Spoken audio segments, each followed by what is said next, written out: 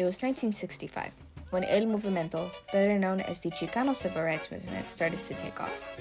But to understand this, we have to go back in time a bit. So let's set the time back to February 2nd, 1848. Mexico and the United States had just signed the Treaty of Guadalupe Hidalgo, which ended the Mexican-American War. Mexico gave 55% of its territory to the United States, which pretty much doubled the size of it.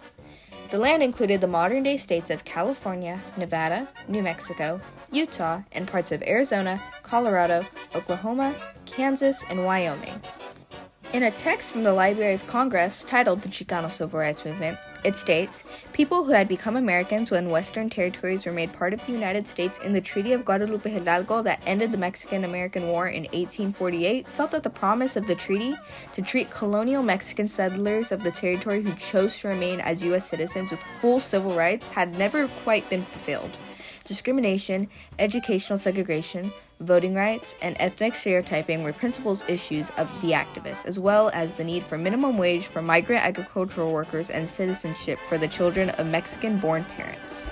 It's crazy to even think about that, but the sad truth is that that's how it was for over 100 years. In another article called How the Chicano Movement Championed Mexican-American Identity and Fought for Change, written by Karen Juanita Carrillo, it states, "Throughout the early 20th century, many Mexican Americans attempted to assimilate and even filed legal cases to push for their community to be recognized as a class of white Americans, so they could gain civil rights.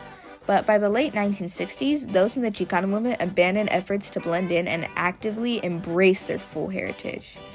This shows that after their unsuccessful attempts at trying to blend in with their white peers, they decided to embrace their culture, to stand out. It was time for them to finally rise up and take back the rights that they were owed. They took the name Chicano, which had previously been used as a slur. It was a word that was used to hurt them. They took that word, and they used it as a symbol of defiance. They wore that word that was supposed to hurt them. They wore it with pride. And this was their first step to showing that they weren't going to be pushed around no more. They weren't going to let their oppressors hurt them no more. Now, let's jump back to 1965. The year was definitely a whole scramble of situations. A text from one of the history journals at Albany University states, "The 1960s was a turbulent decade in American history, fraught from conflicts over issues from civil rights to the war in Vietnam.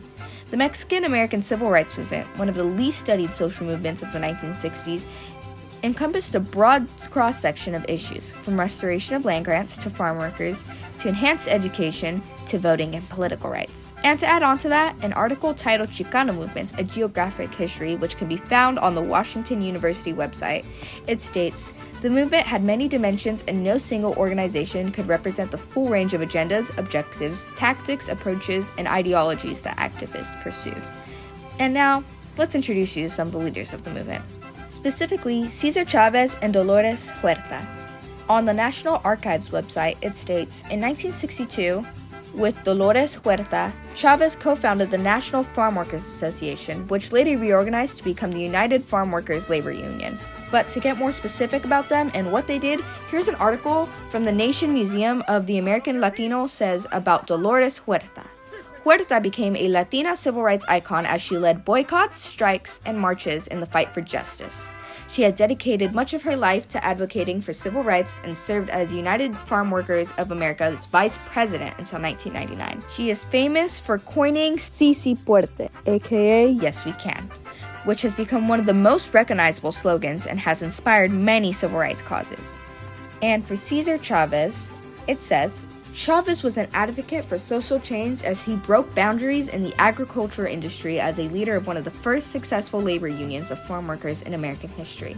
In 1962, Chavez founded the National Farm Workers Association with Huerta, which emerged from a collaboration with Filipino-American farm workers. The organization later merged with other unions to become the United Farm Workers of America. And for an example of what they've done, from the National Archives website, it states, "That year marked the beginning of the famous grape strike in California's Central Valley, also known as the San Joaquin Valley, led by Cesar Chavez, Dolores Huerta, and farm workers to establish a union for farm workers that would not only bring them much-deserved wage and benefit increases, but a sense of dignity for their labor and for themselves." And to add on to Chavez and Huerta's work with the AWOC, check out this article from historycooperative.org. It says, "It was organized by the Agricultural Workers Organizing Committee, AWOC, made up primarily of Filipino-American farm workers and Mexican-Americans to protest for higher wages. Chavez teamed up with Filipino-American labor activist Larry Itiliong to aid in the critical strike. And now for another time skip. This time, we're going to 1968, where quite a bit of student protests took place. But I would like to get into specifics today. For example, look at this list that I found from the UC Davis website. It says, why is there a 40 to 50% chance my child would not graduate from high school? Why is there a chance my child will be among the lowest in the nation in reading ability? Why is there a chance my child will never know the language, culture, and history of his own people? Why is there a chance my child's abilities and talents will never be discovered and developed in our schools? Why is there a chance my child will never get into college because he graduates from a non-accredited high school? Why is there a chance my child will be unemployable even if he does graduate high school?